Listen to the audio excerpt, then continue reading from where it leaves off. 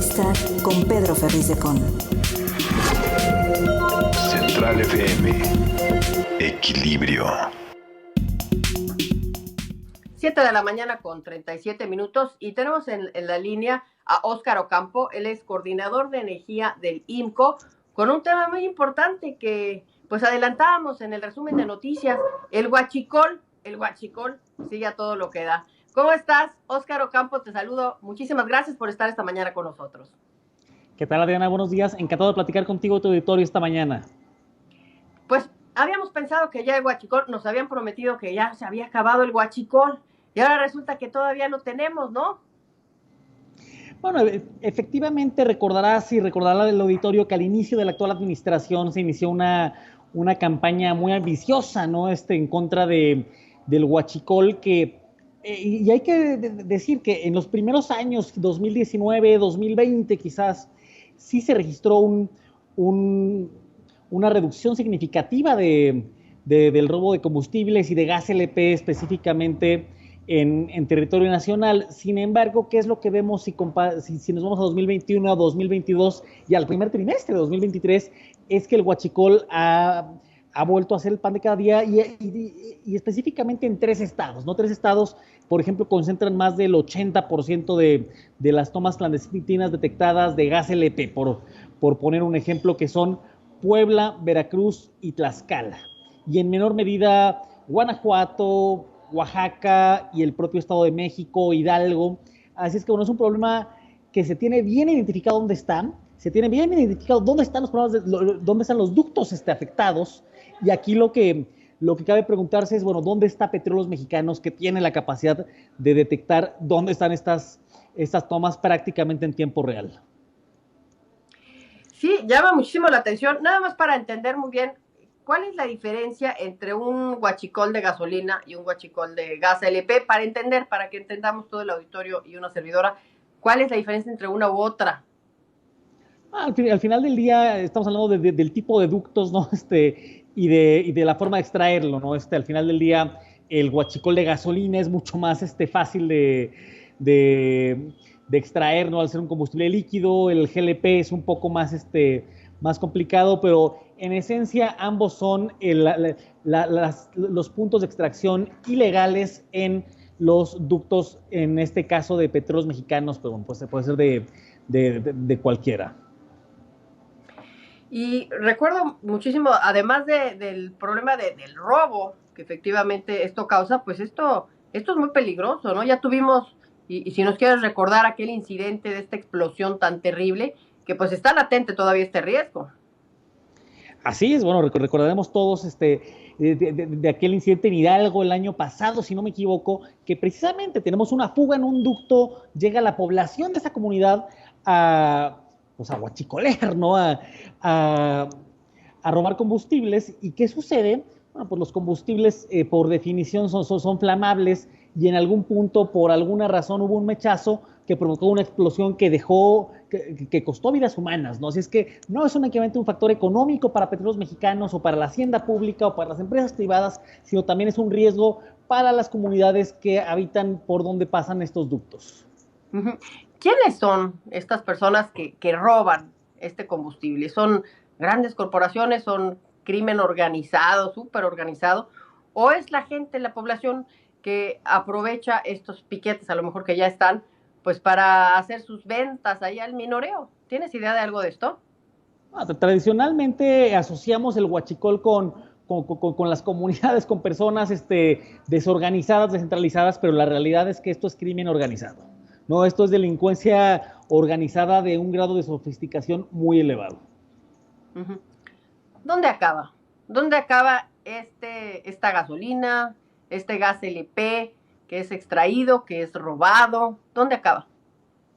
Bueno, acaba en muchos lugares, ¿no? Yo creo que a todos los que hemos circulado las carreteras de este país vemos, cuando vamos en caminos rurales o también bastante próximos de la Ciudad de México, estos letreros de se vende gasolina, ¿no? En bidones, ¿no? Bueno, eso con alta probabilidad es huachicol, pero también es cierto que acaba en estaciones de servicio que adquieren combustibles de procedencia ilícita, ¿no? Eso también sucede en este país. Así es que ¿dónde acaba? Bueno, acaba a lo largo de todo el universo de potenciales consumidores.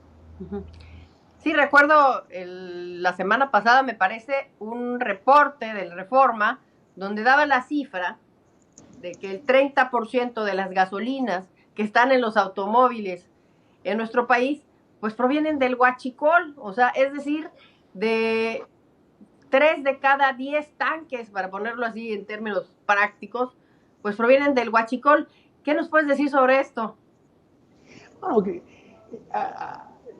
es difícil tener datos precisos sobre qué porcentaje acaba en los vehículos que conducimos en este país. Sin embargo, lo que sí sabemos es que, por ejemplo, la merma que tiene Pemex económica, pues es muy importante, ¿no? Así es que eso sí nos permite dimensionar de qué tamaño es el problema y, bueno, al final del día, eso, ¿dónde acaba? Acaba muy probablemente en los vehículos que conducimos todos los mexicanos, ¿no? Porque al final del día, como te digo, el huachicol está focalizado en Veracruz, en Puebla, en Tlaxcala, pero esos combustibles pues acaban distribuidos a lo largo y ancho de toda la República Mexicana. Sí, ahorita que tocas el tema de el impacto económico que puede representar este robo de combustible de gas LP a petróleos mexicanos, ¿de qué tamaño es el impacto y la merma que se le hace a esta empresa, a este robo? ¿De qué estamos hablando? ¿Cómo lo podemos visualizar? De por sí es una empresa que se dice que ya está quebrada, pero ¿cuál es el tamaño del impacto realmente por este tema? Pues bueno, si nos vamos a la estimación más reciente, que es al cierre de 2022, las pérdidas de Pemex rebasan los 14,000 millones de pesos únicamente por robo de combustibles. No es, a ver, si lo ponemos en dimensión, Pemex tuvo en 2022 utilidades aproximadamente de 23,000 millones de pesos. Y más o menos se estima que perdió 14,000 millones de pesos por robo de combustibles. Así es que, bueno, esto nos permite dimensionar el tamaño del problema al que se enfrenta Petróleos Mexicanos por el huachicol en México. Sí, pues es tremendo. Y la pregunta aquí sería si esto se puede resolver, Óscar Ocampo. ¿Es posible que esto tenga solución o no? ¿Y cuál sería? Porque pues en aquel entonces me acuerdo el tema de las pipas de Marcelo, que ya nadie supo dónde está. Si quieres, ahorita comentamos sobre eso. Pero ¿tiene solución este problema? Porque parece, con respecto a las cifras que nos estás dando, parece que esto es exponencial. Bueno, si nos vamos voy a empezar por la segunda parte de tu pregunta, que es esta compra de pipas que recordarás que al inicio de esta administración, medio gabinete encabezados por la secretaria Nale, el entonces secretario de Relaciones Exteriores Marcelo Ebrard, fueron a comprar pipas para transportar combustibles. Bueno, esa no es la solución. No, mover gasolina a través de pipas ni aquí ni en China es una solución de país moderno. ¿Cuál sí es la solución? La solución es, y empieza por Petróleos Mexicanos, que es invertir en tecnología, invertir en monitoreo en tiempo real, los cuales además Pemex en buena medida ya tiene, ¿no? Así es que la segunda patita de la estrategia contra el huachicol tiene que ser combatir la corrupción dentro de Petróleos Mexicanos y, por supuesto, combatir a las bandas de la delincuencia organizada que son las que distribuyen el huachicol en este país, ¿no? Al final del día, esos son los rubros que debe abarcar la estrategia, ¿no? ¿Y cómo puedes hacer esto?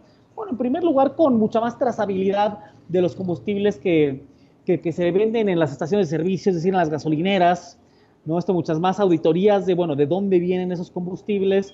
En Pemex necesitas un combate a la corrupción mucho más ambicioso, porque al final del día el huachicol no se entiende sin la colusión dentro de Petróleos Mexicanos, ¿no? Por definición. Dentro de Pemex se puede detectar casi en tiempo real dónde están las tomas, dónde están las ferias de presión, y a partir de eso pues se podría combatir de mucho mejor manera. Y finalmente, seguir expandiendo las redes de ductos. ¿A qué me refiero con esto? A que tengas redundancia en la red, es decir, que tengas ductos que vayan paralelos con otros ductos, para que en el momento que tengas problemas por mantenimiento, por lo que sea en un ducto, o que tengas una fuga en un ducto, clandestino o no, puedas usar la capacidad del otro ducto para transportar combustibles. Esa es la solución del país moderno. No apostarle a transportar hidrocarburos a través de pipas. O sea que por lo que me estás diciendo, el problema viene desde adentro, ¿no? De una complicidad y una corrupción desde adentro de Pemex, por lo que me dices, que tiene esta empresa la capacidad de detectar en tiempo real dónde están ordeñando a sus ductos. Y decías, no te entendí bien si decías que hay un programa ambicioso de combate a la corrupción adentro de Petróleos Mexicanos o no lo hay. Digo que se necesita urgentemente. Sí, evidentemente no lo hay, porque si no tenemos estas cifras que nos estás presentando. Pues le seguiremos dando continuidad a este tema, por supuesto. Muchísimas gracias por esta explicación que nos haces de lo que está pasando con algo que pensamos que ya había acabado, pero que pues claramente cada vez empeora más.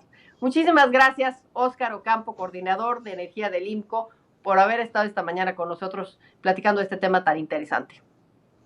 A ti, Adriana, bonita tarde.